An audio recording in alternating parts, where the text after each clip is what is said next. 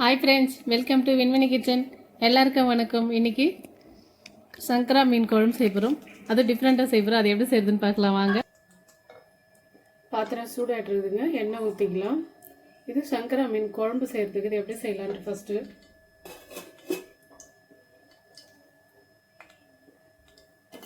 ஒரு கைப்பிடி வெங்காயம் போட்டு வதக்கிக்க போகிறோம். வெங்காயம் தக்காளி வதக்கிட்டு குழம்பு செய்ய போகிறோம்.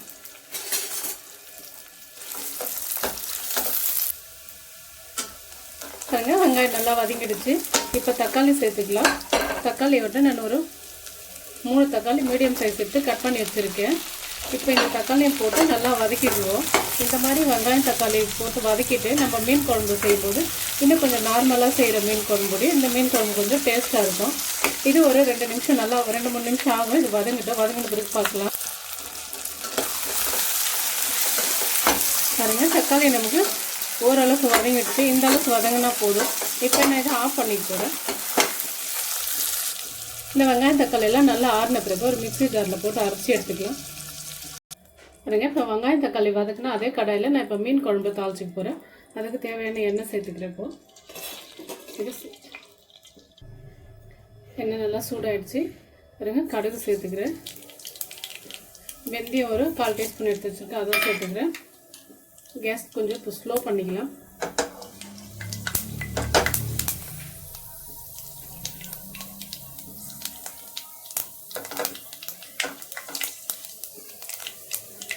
பாருங்க, நல்லா செவந்து வந்துடுச்சு. கடுகும் பொரிய ஆரம்பிச்சிருச்சு. இப்போ வெங்காயம் போட நீல வகையில் கட் பண்ணி வச்சுருக்கேன். இந்த வெங்காயமும் சேர்த்துக்கிறேன் நான். இது ஒரு பெரிய சைஸ் வெங்காயம் ஒன்று.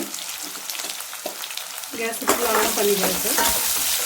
ஒரு 2 நிமிஷம் வதக்கி விடுவோம். வெங்காயம் வதங்கிட்டு போதும். கருவேப்பிலை சேர்த்துக்கிட்டு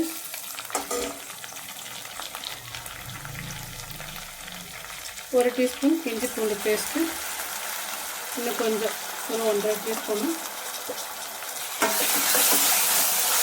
நல்லா வதக்கி விடுவோம். பாருங்க, இந்த இஞ்சி பூண்டு பச்சை ஸ்மெல்லாம் போய் நல்லா வதங்கிடுச்சு. இந்த டைமில் நம்ம வதக்கி வச்ச வெங்காயம் தக்காளி அரைச்சி வச்சுருக்கேன், அந்த விழுது இதோட சேர்த்துக்கலாம்.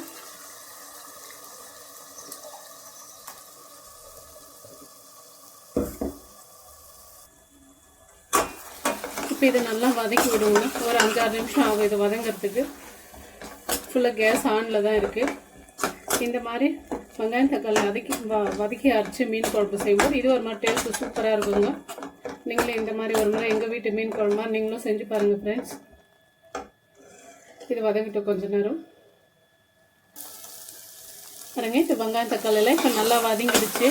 நல்லா எண்ணெய் பிரிஞ்சு வர அளவுக்கு நமக்கு வதக்கி விட்டுட்டுருக்குறோம். இப்போ இந்த குழம்புக்கு தேவையான உப்பு சேர்த்துக்கிறேன் நான்.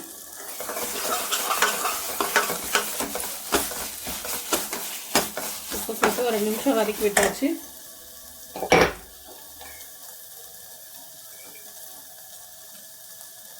மஞ்சள் தூள் ஒரு 1/4 டீஸ்பூன் அளவு சேர்த்துருக்குறேன்.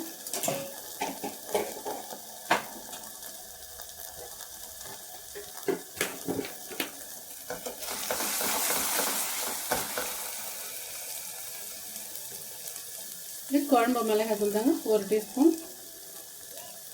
நான் 2 டீஸ்பூன் சேர்த்துருக்கேன். இது காரம் கரெக்டாக இருக்கும். அதிகமாக இருக்காது. நீங்கள் உங்கள் வீட்டு மிளகாய்த்தூள் எப்படி இருக்கோ அதுக்கு தகுந்த மாதிரி சேர்த்துக்கணும். இப்போ இதை ஒரு 2 நிமிஷம் அப்படியே வதக்கி விடலாம்.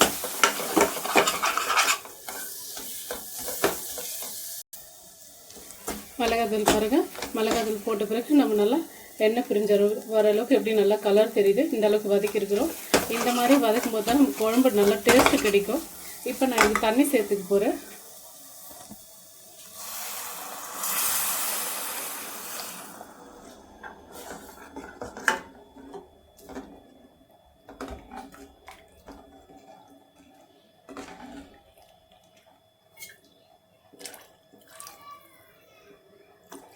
பாருங்க, கரெக்டாக 3/4 லிட்டர் தண்ணி சேர்த்துருக்கேன் நான்.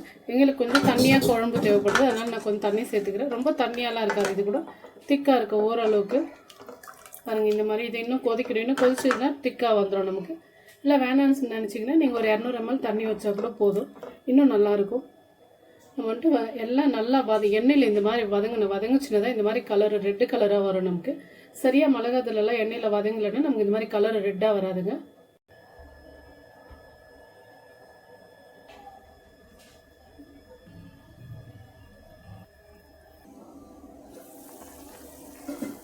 பாருங்க குழம்பு சூப்பராக கொதிச்சாச்சு. இப்போ வந்துட்டு இதுக்கு புளி சேர்த்துக்கலாம். நல்லா கொதிச்சுட்டு இருக்குது இந்த குழம்பு. நான் வந்துட்டு ஒரு எலுமிச்சம்பழம் சைஸ் புளி எடுத்து ஊற வச்சு கரைச்சி வச்சுருக்கேன். இதை பாருங்கள், இந்த மாதிரி திக்காக கரைச்சி வச்சுருக்கேன். ரொம்ப தண்ணியாக கரைச்சி ஊற்றக்கூடாது, ஏன்னா நம்ம ஏற்கனவே குழம்புல நிறைய தண்ணி வச்சுருக்கோம். இந்த அளவுக்கு கரைச்சி இருந்தால் போதும். இப்போ இப்படி தொழி விட்டு ஒரு 5லேருந்து 6 நிமிஷம் கொதிக்கட்டும். கொதித்த பிறகு நம்ம மீன் சேர்த்துக்கலாம்.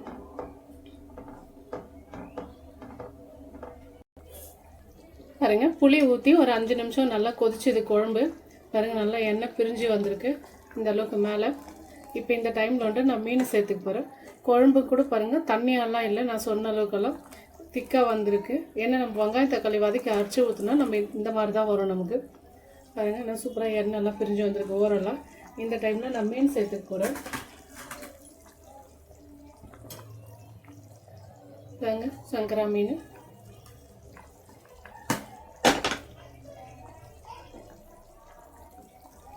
இல்லை ஃபஸ்ட்டே கழுவி சுத்தம் பண்ணி தான் எடுத்து வச்சிருந்தேன் நான். இப்போ மீன் போட்டுட்டு கேஸை ஸ்லோ பண்ணிவிடுவோம்.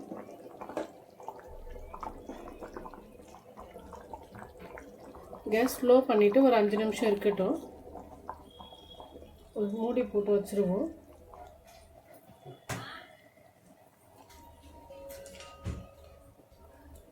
இப்படி உள்ளே தள்ளி விடுவோம்.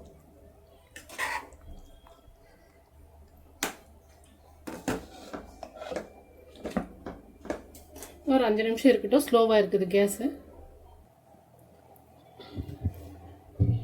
இப்போ திறந்து பார்க்கலாம். இன்னும் கொஞ்சம் நேரம் கொதிக்கட்டும்.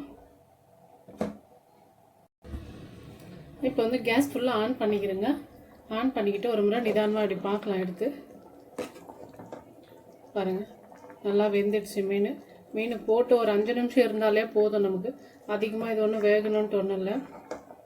பாருங்கள், சூப்பராக குழம்பு ரெடி ஆகிடுச்சு. பாருங்கள்,